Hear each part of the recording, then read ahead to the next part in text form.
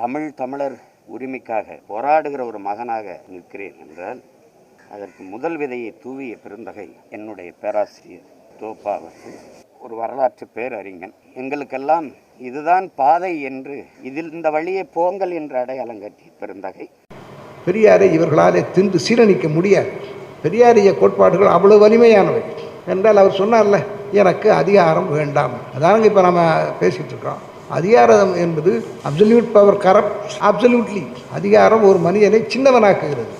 அதிகாரம் ரொம்ப சின்னவனாக்குகிறது. இதை அவர் முதல்லையே புரிஞ்சுக்கிட்டு சொன்னார். நான் மாட்டேன், எனக்கு வேண்டாம். மதவாத இதில் இருந்து சொல்லப்போனால் அவர் தீர்க்கதரிசி. அவர் வருவது உணர்ந்தவர். இப்படி தான் இது நடக்கும் என்று ஒரு வரலாற்றின் கணிதாசிரியரை போல் அவர் கணக்கிட்டு சொன்னார். இப்போ அவர் தேசியன இதை தமிழ்நாடு தமிழருக்குன்னு ஒரு இதை வச்சார். அவர் திராவிட நாடு பேசுகிற போது மாநிலங்கள் பிரிக்கப்படலை. அவர் தமிழ்நாடு தமிழருக்குன்னு வைக்கிற போது மாநிலங்களெல்லாம் பிரிக்கக்கூடிய நிலைமை வந்துட்டு அவர் மாற்றிக்கிட்டார். அவர் மாறுதல்களுக்கு தயாராக இருந்தார். சாதி ஒழிப்பு ஒன்று தான் அதனுடைய நீட்சியாகத்தான் தேசிய இன அரசியலை அவர் வச்சிருந்தார். அதை மட்டும் ஞாபகம் வச்சுக்கணும். சாதி ஒழிப்பு ஒன்றைத்தான் தேசிய இன அரசியலுடைய அடித்தளமாகவும் நீட்சியாகவும் அவர் வைத்திருந்தார். அவர் கட்சி நடத்தல, ஓட்டும் கேட்கல.